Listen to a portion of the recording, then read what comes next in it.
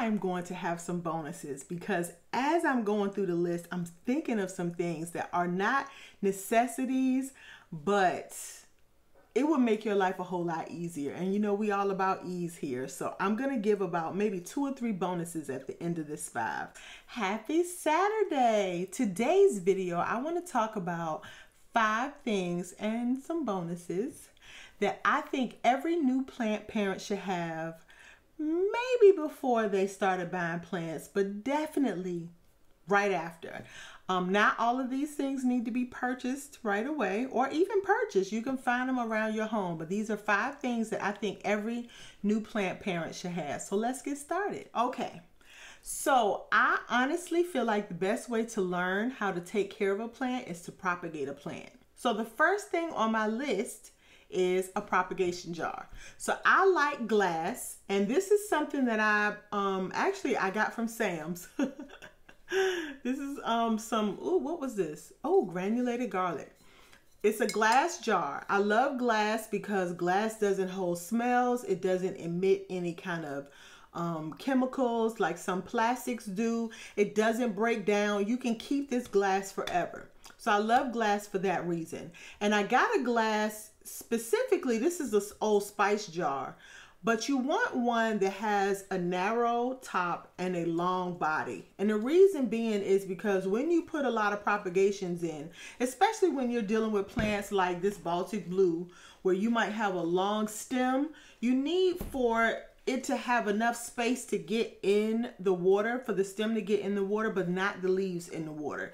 If you have too wide of a top or too shallow, then the plant has a tendency to lay down and then the leaves can get in the water, and you don't want that. So you want something with a narrow top and a long body. Now I actually, and let me go get it, have a variety of different kinds of glass jars, because you're going to have a different variety of cuts. If I wanted to air and just get one, I would get something like this, because the more water you have, the less often you need to change it. So I love a glass jar for propagation. So that's number 1. Okay, number 2, you need a clean, sharp instrument to cut. Now I prefer scissors, but you can use a knife, you could use a razor blade, you could use a box cutter, as long as it's super sharp and clean. And so for me, I like the scissors because they are easy to use. A lot of the plants that I have are not really woody and not really thick. But sometimes when you have like something like a monstera stem, you're gonna need something, probably a knife or some sort of razor blade, and it needs to be really thin, sharp, and long, right? So that you can get through that big stem. For the most part, when I have plants like this, you know, you can cut this with a pair of scissors super easy, but definitely need to be sharp, okay? Because if the scissors or the utensil, whatever you're using to cut it, is not sharp enough, you can bruise and damage the stem, and you don't want to do that, and you're gonna probably lose your cutting. So you definitely want it to be very sharp. So number 2 is a sharp utensil so that you can cut your plant. If you are liking this kind of content, don't forget to give this video a like. And if you like this kind of content, you would absolutely love our community. So join our community by hitting that subscribe button. All right, let's get back into it. Number 3 is some sort of scooper. Now I got a little fancy, not expensive, but fancy. I have used in the past a plastic cup, and they work fine too, right? But I like this really small one because whether it's a super big pot or a small pot, this works really, really well. And it has a lot of space open for the dirt to come out. I found that trying to use a cup, it was either too flimsy or too wide, and it sort of kind of didn't work well for me. This I got from Temu, super inexpensive, very useful, and it comes with a bunch of other tools. Now these are not absolutely necessary, but girl, it makes the job so much better. So if you can get your hands on them, yes, but this is not on the list. This is on the list. A scooper is a necessity. If you can't find something like this, a big spoon, like a serving spoon, also works really well in this situation. And because it's metal, You can keep it clean and keep it, you know, keep it nice and tidy. So let's get to number 4. I mentioned that we needed our scissors to be clean. And the way that we keep our scissors clean is to use some sort of either alcohol, which is a disinfectant, or peroxide. Now these 2 things, and in fact, I got 3 things for number 4. Alcohol, rubbing alcohol, somewhere between 70%, right? 70% alcohol. We want 3% peroxide. And I want some sort of soap. It could be cast iron soap. It could be like Dawn dish soap, some sort of liquid soap. So those 3 things to me, I feel like as a new plant parent, you almost have to have those in your collection. One, you want to keep your scissors and your utensils disinfected. Whenever you cut into a plant, you want to make sure that you're not spreading diseases between the plants, and this will mitigate that, right? This is really good when you are cutting off dead roots, when you have some sort of rot or any kind of issue where you are cutting into the flesh of the plant, especially if the plant, you know, has experienced mold or rot or something to that effect. You want to keep that clean with some peroxide, right? And the soap is actually good for several things. The soap is good for cleaning your utensils, cleaning your pots, cleaning your gloves, cleaning all the things around. You know, when you do a repot, it gets a little messy. So the soap is good for that, but it's also good for pest control. Like some soap and water will do wonders for your plant as far as killing pests. It also can be used to clean the leaves on your plants. Between the peroxide, the alcohol, and the soap, that is a literal DIY bug spray. In fact, I have a link to a DIY bug spray in the description. So if you want a free copy of that, hit that link. I'll collect your email address and I'll send you a label that you can actually put on your bottle, and with the instructions and the recipe for the DIY bug spray. First off, let me introduce myself. My name is Yvette Boone. I'm a recovering software engineer and a lifelong creative hobbyist and plant enthusiast. And here on this channel, we create a safe space for Black women to incorporate creative hobbies into their wellness practice. So a part of what I'm doing right now is I would love for our community to grow. I have some announcements. I cannot believe I started this video and didn't start with that. Our community has grown over 1,000 strong. I'm so excited. That was definitely a goal of mine. I wanted to get to the 1,000 subscribers. One of the other things that I wanted to do is I wanted to start a newsletter. So if you do happen to go on in the description and click that link for the DIY bug spray, you will get your name on my email address. You will get your name on my newsletter list as well. And so in the near future, I want to say within the next month or so, I will start a newsletter. I'm excited about that. And it's just a way for us to connect even further, right? There's a couple of things that I have in store that I'm excited to do, but I will announce those things in the newsletter. So if you are interested in that, hit that link, sign up for the newsletter, and we'll be talking, okay? Yeah, so let's get on to number 4. Oh, or is it number 5? Is it number 5? Girl, it's number 5. Okay, number 5 is we need containers for water. So I have this container here. This is my juicy juice. This is my nutrient solution. This is the concentrate.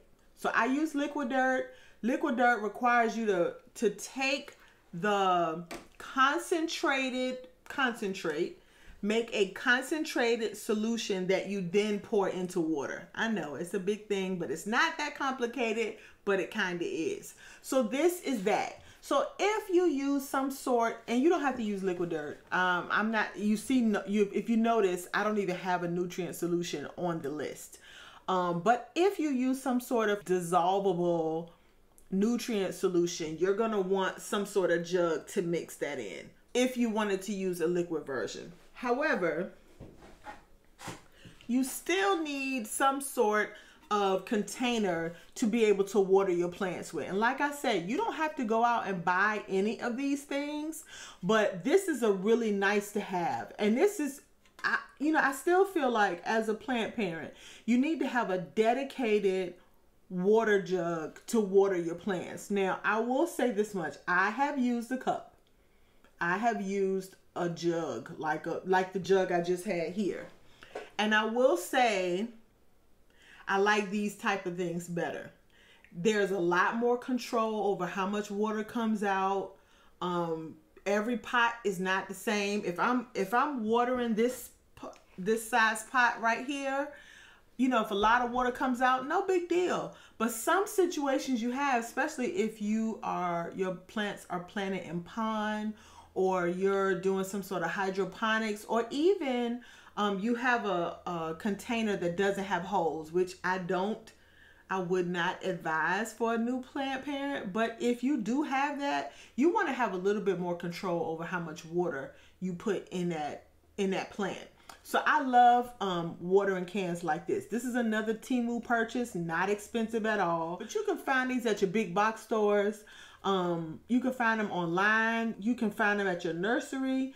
What I spend a lot, it's not necessary, but I will say that watering my plants has been such a huge part of my therapy that it is it's like having tea. And if you've ever seen someone who makes tea and they do it that ritualistic way, it is really calming. I would say if you were going to splurge, which you really don't have to. And when I say it's not expensive, you're going to pay less for this than you would a plant. This is something that I would say you need to get. So, okay, let's go back over the 5 things again. Number 1, you need some sort of glass container, something to propagate your plants in. This one is plastic, but the very first one I had was glass. You need it to be sort of tall and probably one with a smaller opening at the top. The larger your plants are, maybe the bigger vessel you will need. But I would say overall, if you get a medium-sized vessel, one that's sort of deep, more deep than shallow, then you will be, that will serve you well. Number 2 is you need a good sharp utensil to cut your plant. I know you may be thinking, well, I'm a new plant parent. I don't plan on cutting my plant. Well, sometimes you have old leaves. Sometimes you have rot. All these things could come up, right? And so it's good to have a pair. You may not be propagating day 1, which I think you should, but even if you don't, this is something good to have in your arsenal. You need to have this in your new plant parent toolbox, okay? Number 3 is your scooper. Some sort of scooper, right? If I'm going to go out and splurge, this might not be something that you have directly in your house, but like I said, I've used a large serving spoon. They work really, really well. If you have an old, an old measuring cup, the 1/4 cup or 1/2 cup, that will work well too. Those work really, really well to help scoop out dirt so that you can, repot your plant, or even add soil into an already potted plant. Sometimes you have spills. Sometimes the plant flips over or whatever, and you need to repot your plant for whatever reason. There are plenty of reasons why, but trust me, have one in your arsenal and have it dedicated to your plant space. Okay, and number 4 would be your cleaning items. So peroxide, alcohol, and I don't have any right here near me, but some Castile or Dawn dish liquid soap, any kind of liquid soap. I haven't used any kind, so the only thing I'm gonna co-sign on is either Dawn or Castile soap. Now, I've used Castile soap before. I use it now. I love it. I use the peppermint version. I also have that peppermint version in that DIY bug spray. There's a link to that in the description. Number 5 is a water jug. Now, I say you need both a water jug to mix your nutrient solution, your juicy juice, and one for watering your plants. Okay, so now I have about 2 to 3 bonus things that I feel like every new plant parent should have, right? Now, I personally think that you need to have something to help secure your plants. Now, for me, I have a lot of vining plants, and sometimes those vining plants need to be up a trellis or wrapped around something. These types of things work really, really well to help tie those up without harming your plant. Yes, you can use something around the house, like if you have yarn or if you have some sort of plastic wrap. I'm gonna tell you one good hack that I've seen other people use is to take some saran wrap strips and wrap your plant around. Let me give you an example. Oh yeah, you can't see this. So here my plant is wrapped around this. I can take the saran wrap and wrap it around this, and it would keep my plant from getting damaged while it's being supported, right? Because plants need to feel that support. Sometimes they need to know that they're not flopping all around, and they won't grow until they feel that way. So you can take that saran wrap and you can secure this plant to my structure here, just so that the plant will feel secure. I personally love this Velcro stuff. It's double-sided, so it sticks on itself, and I literally take it and strip it in half lengthwise and then cut. And so I have 2 of these that will probably last me a lifetime. I probably will never have to buy anymore because it's reusable, right? Once your plant is doing what it's doing and it's good, then you can take it off and reuse it. So I have this stuff all over the place, and I secure my plants with it all the time. But I also have different versions. So for this is if I wanted to secure a plant to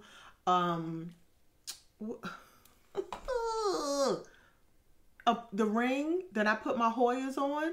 I've used these before. I've used, oh, this is something else. I've also used these little clips. We used to have these little, let me see if I can find one. Here, first off, let me show you. I just wanted to show you she's blooming. Look. She is dripping too. Oh my goodness. Oh wow. I didn't realize it was that bad. Oh girl. Like your nose running. This is literally wet. Look at that. This is like the, I don't know, what is this called? Nectar? Like a nectar coming from these flowers. That is crazy. Let me tell you something about this stuff now. This stuff will draw ants to your house like nobody's business. So if you see it, try to get a little control over it. Don't let it go out of control, because it can get pretty bad.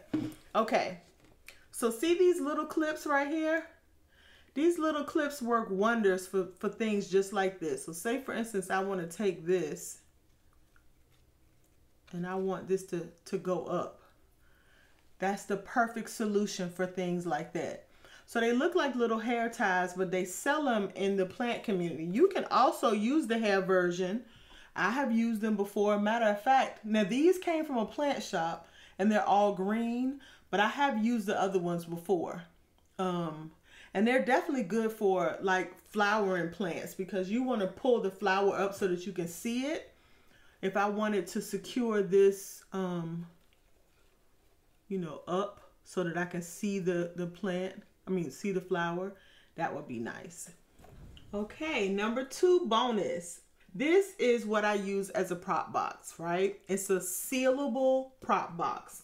Now, I like the clear version. It doesn't have to be clear, but I like the clear version because then you get light in it. But definitely something where it's sealed. Now, it doesn't have to be watertight sealed, but you want to keep it so that you can keep the moisture. And the point of it is to contain the moisture or control the moisture and contain it in a space where the plant can get the type of moisture that it needs. I love this as a sealable prop box. But in all honesty, I've also used a Ziploc bag as a sealable prop box bag. I did a lot of that this last year with my wet sticks. I propagated a lot of them in sealable bags with sphagnum moss, moist sphagnum moss. So it works wonders. So some sort of sealable or closable container that light can get through works wonders. Okay, so that's bonus number 2. Okay, bonus number 3 is a cash pot. Cover pot, cash pot, but that's it. So the actual plant is in a plastic container. Oh, I see another flower. It's in a plastic container. Oh, her roots are coming out the bottom. But, oh, let me do this right. So the plant is in a plastic container, and the plastic container sits in a cash pot. Now, I love this setup, and the reason I love this setup is because I like to bottom water, but also because when I water this plant in this plastic, if I need this to stay moist a little longer, this helps to keep the moisture in. If it's too moist and I need to dry it out a little quicker, I can take it from out of the cash pot. I usually take and turn the cash pot over and just set it on top, right? But for the most part, you can do that. So you have better control over the water consumption because you have a cash pot. This is why I love using them. Another reason is I don't have to worry about unpotting with this. This is a lot harder to unpot for me. I would rather be able to squeeze on this little plastic, move this plastic around. You know, it's easier to lift. It's all the things, right? And I don't have to worry about trying to unpot this and then cleaning this. It's not even an issue. So I love a cash pot. But I can't leave this without showing you guys. I got another flower in there. Look. I mean, they are all over the place. I can smell them. They smell fantastic. She is blooming her hips off. I love it. She's got a lot of little small peduncles that are budding. There's one right here. She's got a lot of small little peduncles that are budding. She's so pretty. I love this thing. This is my Hoya silver. Is she silver splash? I think she's just Hoya Kentiana silver. Yeah, I think that's what the name of it is. I noticed some ants around her the other day, so she's got me on high alert because sometimes that can mean some stuff. Okay, quick recap of the last 3. One is some sort of items to help you secure the plant. So some sort of double-sided Velcro, saran wrap, some sort of twisty ties or zip ties really help to secure the plant and keep the plant safe. Number 2 is some sort of sealable container. It could be a Ziploc bag. It could be a plastic box. Some plants need a little bit more humidity, right? You and the plant have different needs, and the plant might need more humidity than what you're willing to have in your home. And number 3 is a cash pot or some sort of saucer. This one actually has both. If I ever needed to, if this plant grows out of this, I can, this is heavy, sorry. I'm trying not to damage anything. If the plant grows out of this pot, I can also use this saucer. All right, I'm excited about my Matilde. This is my Hoya Matilde. Nope, I'm lying. This is my Hoya Chelsea. She was struggling. She was dying, and mommy saved her. She's doing good. So I'm gonna plant her up really soon. I was actually supposed to plant her today on this video, but it got late. I was shampooing my hair, and I just did not have the time. So hopefully this has helped you guys. Hopefully this list has helped.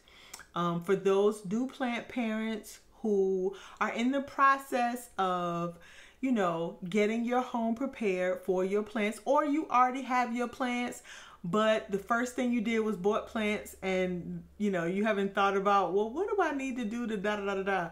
Let me tell you, this list of 5, actually 8 categories, definitely you cannot go wrong with having those 5. So if you can look around your house and find those things, have them ready when you need them. The worst thing you want to do is to be panicked about needing to help your plant, and you have to go figure out, you know, how can I cut this plant? I don't have anything to cut it with, or I don't know, you know, I need to cut it. What am I going to put it in? You know, you're trying to figure out what you're going to put it in. If you get those things early and have them set aside, it will save yourself a world of hurt. These are definite things that every plant parent in one shape, form, or fashion has dedicated for their plants. So get these things, have them at your disposal so that when your plant needs, you know, help or needs to move into the next direction, you're already ready. Let me remind you guys, I have been putting out a community post every day. I usually post at about 12:30 every day. It's a 1-question post, and so it's super simple to answer. The answers are already there, so you just choose the one that best fits, or you know, you can add some in. Some of you guys have been adding some in, and I'm cracking up over them. I'm loving it. I'm so excited every day when I come and I look and see how you guys have responded. And I'm actually enjoying every bit of it. So every day I put out a new question, and I think we have about over 30 more days to go. I think I actually have a date. Let's see. Do I have a date? Yes, I do. April the 17th will be the last day that we're doing this. So we have 45 days of questions. So if you've missed one, go back, go find the other one, scroll through, go to my YouTube page and hit that community post section and scroll through all of them and go and answer all of them. And if you look even further back, a little bit further, for the whole month of February, I highlighted a black and brown creator here on YouTube every day for the month of February. So go back and check those people out too. So if no one else has said it to you today, have a great day. Bye. So if you have a nice watering can and it has a nice long, what do you call this? Spigot? I don't think so. Here we go.